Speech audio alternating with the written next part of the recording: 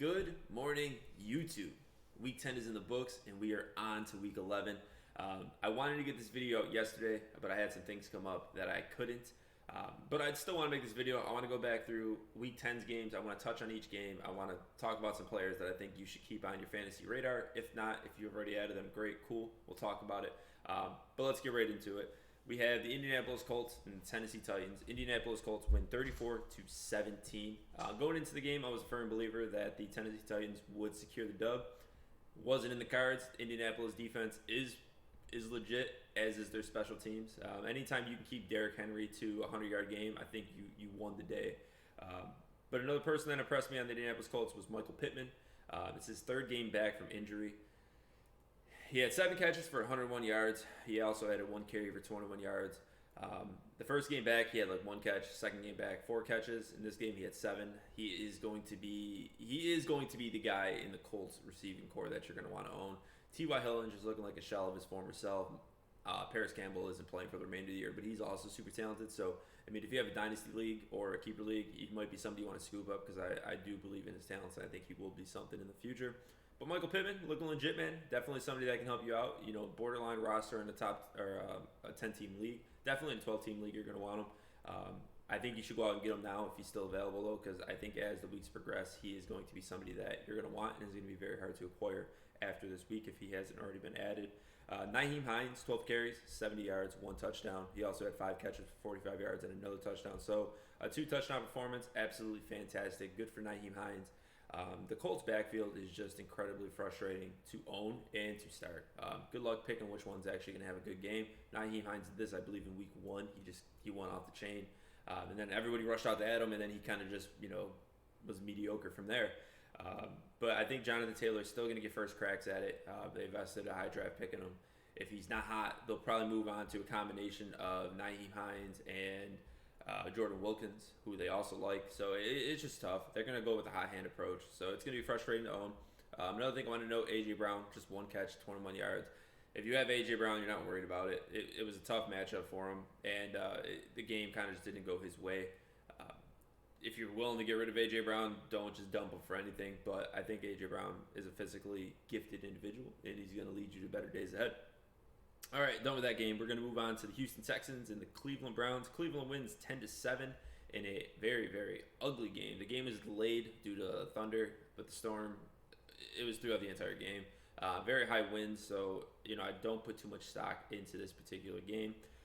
Things to notate, though, Nick Chubb, first game back off the IR.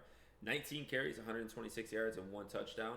If you're a Nick Chubb owner, you're extremely excited to see this, just due to the fact that you don't know how much workload he's going to have. You don't know how effective he's going to be coming off an MCL sprain. From what I understand, he looked phenomenal. He was moving well, he was cutting well, and his production shows.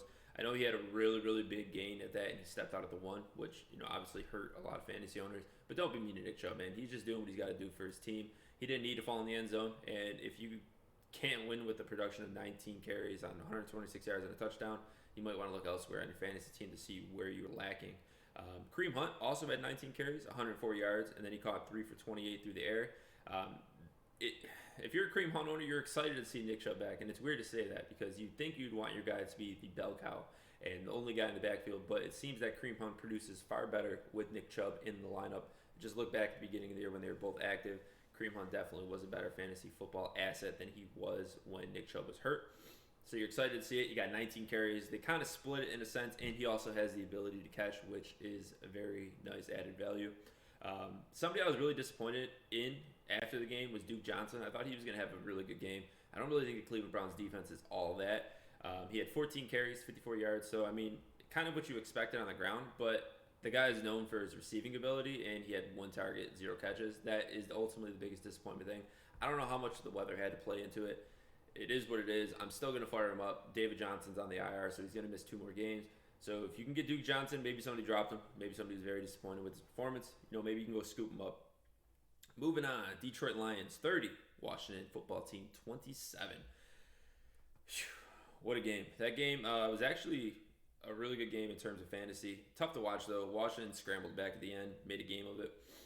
J.D. McKissick, you got to talk about this guy. 8 carries, 6 yards, and a touchdown on the ground. Very unimpressive as a runner. He fell in the end zone, which was nice. But in the air, he had 15 targets. Jeez Louise, 15 targets. Like anybody that's getting 15 targets as a running back is going to be a running back 2, maybe even borderline running back 1, depending on the week of the matchup. But he hauled in 7 of those for 43 yards, which is nice. So he had a decent little day. I mean, he provides a solid floor. I don't think he's going to be somebody that is a week winner ever. But if you're needing like 12 points, 13 points, I'm pretty comfortable with J.D. McKissic getting that for me. The other running back, Gibson, 13 carries, 45 yards, 2 touchdowns. He's the guy they want to utilize on the goal line. He just gets it done, man. He knows how to get in the end zone. He has a knack for it, if you will. Doesn't really add too much value in the receiving side, but he can catch it from time to time. Moving over to the other side, we have DeAndre Swift. 16 carries, 81 yards, 5 catches for 68 yards and a touchdown. He has taken a firm grasp of that Detroit Lions backfield, and it's showing that he could have very well been the first running back taken in the draft. Extremely talented out of Georgia. If you have DeAndre Swift and you were able to draft him, hold on to him throughout the year, good for you. You're going to be rewarded going into the fantasy playoffs in the next couple of weeks. And next we have Marvin Jones. Now, a lot of people were very disappointed with Marvin Jones' production, considering Kenny Golladay is out. This game, he had 10 targets, 8 catches, 96 yards, and a touchdown. You love to see it. Kenny Golladay, he didn't practice at all last week, and he didn't play. He's questionable for this week, but I mean, you really got to see if he practices and to the extent that he practices. I have a feeling he's not going to play this weekend, but I don't know that. Keep it posted to my Twitter account. I'll try to post updates on that. But if he's not, Marvin Jones is certainly somebody that you probably are going to want to throw in your lineup, either it's a flex play or wide receiver 2. Moving on to probably one of the most disappointing games of the week. Green Bay Packers win 24-20 over the Jacksonville Jaguars. The Packers were a 14-point favorite going into the game, and they certainly did not play that way. If Jacksonville was anywhere near remotely as good as they were the prior week with Jake Luton, they probably upset the Packers and win that game, but they didn't. Green Bay squeaks it out. A couple things to note. James Robinson, 23 carries, 109 yards, 5 targets, and he caught 2 of them for 3 yards. James Robinson's an animal. If you were able to secure him after the drafts and pick him on your team, you're probably sitting very, very well. Your record's probably good, and you're probably a top seed going into the playoff run. So good for you. Keep on starting him. I know his matchups in the playoffs are a little tough, so maybe if you can move him for a good piece, something to consider. I would think about it. MVS, 6 targets, 4 catches, 149 yards, and a touchdown. You expect these boom games out of MVS. He's not somebody that I'm going out to quickly add and start in my lineups. He might not produce next week. You just never know. Alan Lazard is a thing there. Devontae Adams is obviously number 1. He's got to get his. Aaron Jones, Jamal Williams in the backfield, Robert Tonyan. There's just so much going on in that offense. Maybe if you need like Hail Mary from week to week, maybe you can start Marcus Valdes-Scantling and hope he performs like this. But he only had 6 targets. He just produced on the 4 catches that he had. All right, moving on though. We have the New York Football Giants 27, the Philadelphia Eagles 17. Good God, the NFC East is such a putrid division to watch. And it's almost sad that one of them has to win that division. The Eagles lead it with a record of 3-5-1. Like, that's just insane to me. A thing you love to see, though, Miles Sanders' first game back from injury. 15 carries, 85 yards. He also had 5 targets, and he caught 2 of them for 10 yards. One thing I want to notate, though, he did have a 5.7 yards per carry average, which, that's fantastic. You're always curious to see how these players are going to perform coming off injury. Miles Sanders looks good. Continue to fire him up. He is going to be an RB1 the way you drafted him. Wayne Gallman. Devonta Freeman is on the IR. He's not going to play for at least the next 2 games. So this is going to be the Wayne Gallman show. And a little bit of Morris, but mostly Gallman. Gallman had 18 carries, 53 yards, 2 touchdowns. He had 2 targets, and he caught 1 of them for 7 yards. Fantastic, man. Like I said, flex play, maybe RB2, depending on the matchup, excuse me. I like Wayne Gallman. I own him in a couple leagues, and if the timing's right, I will fire him up, and let's see what happens. Another thing I want to notate, the Philadelphia target split amongst the receivers was insane. Carson Wentz did a very good job of spreading the ball equally to all of his receiving threats. I'm a big Travis Fulgham owner. I'm going to fade him going into the future just because they are getting healthier. They are going to spread the ball around. He's just not going to have the weeks that he once did consistently going into the future. It's not to say that he won't have good weeks. I just think they're going to be a lot more spotty, and you might want to look elsewhere for your fantasy production, especially with Zach Ertz set to come back here probably in a couple weeks, I'd imagine. Moving on, Tampa Bay 46, Carolina 23. What a thumping that was. But you kind of had to suspect it after Tom Brady got embarrassed on Sunday Night Football against the Saints. Ronald Jones, 23 carries, 192 yards, 1 touchdown. He also had 2 targets for 1 for 6. Most of it came on the 98-yard scamper that he broke. But, I mean, Ronald Jones is always going to get the first crack at it. He is their natural runner. The only time he doesn't seem to produce is if he makes an error. As if he fumbles, he gets put in the doghouse. Leonard Fournette assumes a bigger role. But as long as he's good and, he doesn't fumble the ball and he looks relatively productive, he is going to have good days. Good on you. If you drafted him in the middle of the fantasy drafts, he's produced pretty well, especially last week. He was probably a week winner. DJ Moore, 7 targets, 4 catches, 96 yards, and a touchdown. DJ Moore has been probably one of the more frustrating fantasy assets I've owned all year. I felt tight because I do understand the talent that he has. It just seems that Robbie Anderson is the guy in that offense. They want to roll through him. Obviously, when CMC is healthy, he obviously takes a large amount of the workload. And Mike Davis, disappointing again. 7 carries, 32 yards, 5 targets. He caught 4 of them for 12. Obviously, he hurt his thumb in the game. He was able to come in. I don't know his status. Christian McCaffrey, they're saying he isn't going to play in Week 11. So if you have Mike Davis, you're going to get another shot to fire him up as long as he plays and everything is good with the hand. It's just been frustrating. He started off so hot and had so much promise, and then he kind of just faded. But we'll see what happens in the weeks to come. All right, moving on to the heartbreaking game of the week. The Arizona Cardinals defeat my Buffalo Bills 32-30. Emotional roller coaster. Bills take the lead with a beautiful throw from Josh Allen and Stephon Diggs with 30-some-odd seconds left. And then Kyler Murray proceeds to throw a Hail Mary, and Diop catches it, pulls it down. We take the L. Sad. But on the fantasy side of it, you have Cole Beasley. Cole Beasley had 13 targets, 11 catches, 109 yards, and 1 touchdown. The guy is always open. He's not a sexy name. He's not somebody that people are going to be wowed when they come across your fantasy roster and see you're starting him. But the dude produces. He just absolutely produces. So if he's still out there for whatever reason, go pick him up. Living in Western New York, most of the fantasy leagues, there's a lot of Bills fans. So all the Bills players are kind of already picked, regardless of their production. So it's almost impossible for me to get the guy. But for you, if you live in any part of the country, you're probably going to be able to pick him up. Next, we have Stephon Diggs. He's been an absolute animal this year. 11 targets, 10 catches, 93 yards, and a touchdown. He's just producing like most of the Bills' offense. We kind of had a stagnant couple of weeks. But I think, the schedule gets a lot easier for us going forward. So if you have any Buffalo Bills, you're going to want to fire him up, man. Josh Allen's looking good. He's made a lot of progress this year. Moving over to the Arizona Cardinals, you have Kenyon Drake. First game back off IR. Another guy that got a decent amount of workload. 16 carries, 100 yards on the ground. He had 1 catch for 9 yards. You like to see it. They paid him a lot of money. Even if you think Chase Edmonds is the more talented back in Arizona, Kenyon Drake is going to get his run. They're going to give him first crack at it. Chase Edmonds is going to be the receiving back, so he's going to get his points. It's just a split. It's just a frustrating split at this point. Another thing you could be concerned about with Kenyon Drake is the fact that Kyler Murray is stupid quick, and the guy hawks a lot of touchdowns in the red zone. So it could, keep a little bit of a ceiling on Kenyon Drake, keep it a little low. DeAndre Hopkins, I don't know why I have to mention this, but dude's an animal, top 3 receiver in the game, arguably number 1, but it depends on where you rank him amongst Devontae Adams and Julio Jones. He had 12 targets, 7 catches, 127 yards, and 1 touchdown. Trey White did a really good job of holding him down most of that game until the Hail Murray at the end. So even if he only had 6 for maybe 60, still not a bad day going up against one of the best cornerbacks in the league. Obviously, D-Hop is somebody you're going to start going forward, and you're going to be very comfortable with it. Moving on to the Las Vegas Raiders, they won 37-12 over the Denver Broncos. Very uneventful day from the Broncos side. One thing to note for people that are in deeper leagues, maybe dynasty leagues, is Hamler had 10 targets for 4 catches and 50 yards. I mean, 10 targets is great, man. You're getting an opportunity. Obviously, they have Jerry Jeudy there, but yeah, go get Hamler if you're in a deep league and you need somebody that is going to have the opportunity to produce. Moving on to the Las Vegas side, you have Josh Jacobs, 21 carries, 112 yards, 2 touchdowns, 4 targets, caught all 4 of them for 24 yards.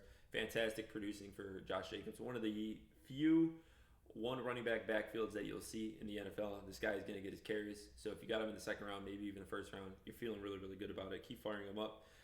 I do want to mention Booker, 16 carries, 81 yards, 2 touchdowns as well. If you are a Josh Jacobs owner, you need to own Booker. If anything were to happen to Jacobs, you're going to see Booker out there, and he's going to get his carries. He was very productive in this game.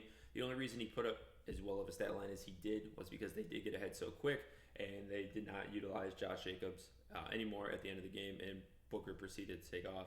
So go pick him up if you can. Good handcuff to have.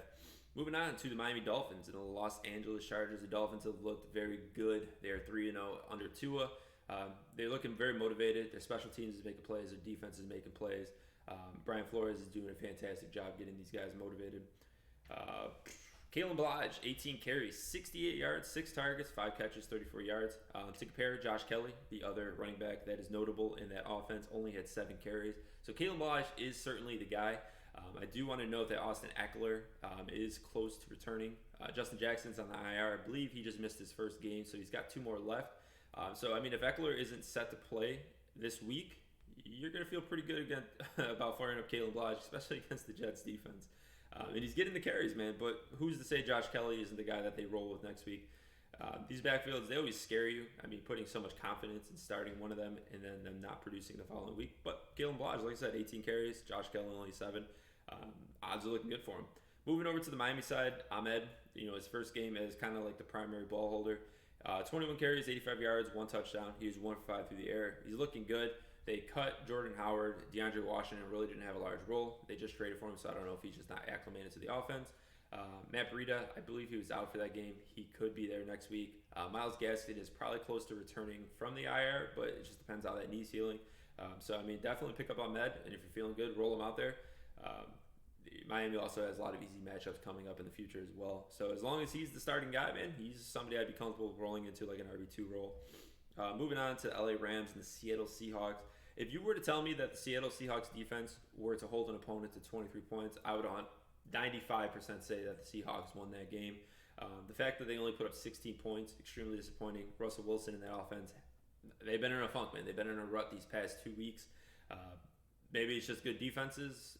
Maybe they're just coming down to earth a little bit. I still do feel pretty confident in, the Russell Wilsons of the world, the Tyler Lockett's, the DK Metcalfs. But things to note, Alex Collins had 11 carries, 43 yards. Chris Carson and Carlos Hyde are probably set to return here shortly, so his value probably isn't going to be much going forward. The Los Angeles Rams backfield is a complete frustrating mess to own and try to figure out who to start.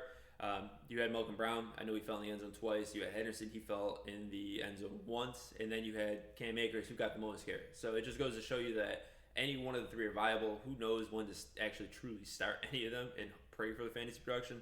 But they do like to run the ball, and they do a really good job at it. Josh Reynolds, 10 targets, 8 catches for 94 yards. Don't know where that came from. He was the most targeted receiver. I mean, you can pick him up in deeper leagues and hope that it's legit. I mean, watching him, the eye test, he looks good. He's physically gifted. He moves well. But obviously, you have Robert Woods and Cooper Kupp there who are a little bit ahead of him. So take that for what you will. Moving on to the Saints and the 49ers. The Saints secure the win 27-13. Brandon Ayuk, 14 targets, 7 catches, 75 yards, and a touchdown. Fantastic day for him. Unfortunately, you're going to have Deebo Samuel coming back here soon. I don't know how that's going to cut into his value. He was drafted very high, so I'm sure he's going to have a role in any offense, but how much of it when it's split amongst multiple people will he have? I don't know. You're going to want to own him, though, and pick your spots on matchups, where you want to roll him out there, considering Nick Mullins and a combination of C.J. Beathard are going to be the quarterback for the foreseeable future. Obviously, Drew Brees gets hurt. You'd hate to see it. I hope that's not the last game that we see Drew Brees playing. I hope he gets healthy. Hope he comes back. Hope he doesn't hang him up from there. Multiple broken ribs on both sides. Lung issues. It's sad to see. Certainly, his arm is not there. It's not what it once was. First ballot Hall of Famer, of course.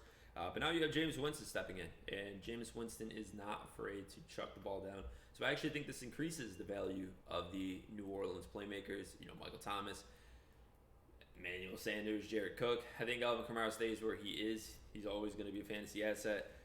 Michael Thomas in this game had 7 targets. He only caught 2 for 27. Extremely disappointing player. I feel like if you can go pick up Michael Thomas on the cheap, I would highly recommend it. Jameis Winston made fantasy superstars out of Mike Evans and Chris Godwin. Both of those players were much better with him than they are with Tom Brady, just from terms of producing from week to week. But yeah, I mean, if you can, even picking up Jameis Winston, I feel like he's a little bit more matchup dependent. So wouldn't just start him against anybody, but he's somebody worth adding as a backup quarterback. Why not? Moving on, we had the Pittsburgh Steelers crushing the Cincinnati Bengals 36-10 divisional game. I thought the Bengals would be a little bit closer in this one, but it is what it is. The Pittsburgh Steelers have a fantastic offense, fantastic defense. It's a tough matchup. T. Higgins, 9 targets, 7 catches, 115 yards, and a touchdown. Fantastic rookie receiver. If you have him on your team, you probably didn't have to draft him. You probably were able to pick him up off the waiver wire. He's killing it, man. Good for you. Keep firing him up. The Pittsburgh Steelers wide receivers are kind of frustrating. I own both Claypool and Johnson. I don't own Smith-Schuster, but both they all produce in this game. Smith-Schuster had 13 targets. Johnson had 11 targets. Claypool had 10 targets. Claypool fell in the end zone twice. Deontay Johnson got once. I think Smith-Schuster fell in there once. I'm not sure, though. Don't quote me on that. Obviously, it all worked out this time because they all got their numbers. But going forward, it could be a little bit more challenging picking which one is going to be the one that you want to start. But depending on the matchup, you're going to want to start your Steelers receivers. They're fantastic, and that offense is humming. Roethlisberger is definitely utilizing them all very well. Moving on to the night game, the monsoon. I am 100% certain that Bill Belichick has a weather machine because it seemed to every time that the Ravens were on the field, the rain seemed to come down harder, especially during their last drive. It was absolutely coming down in buckets. New England wins the game 23-17. Willie Snead, underlying, like he's sneaking in there. He had 7 targets. He caught 5 of them for 64 and 2 touchdowns. This is his second good game out of 3, the past 3.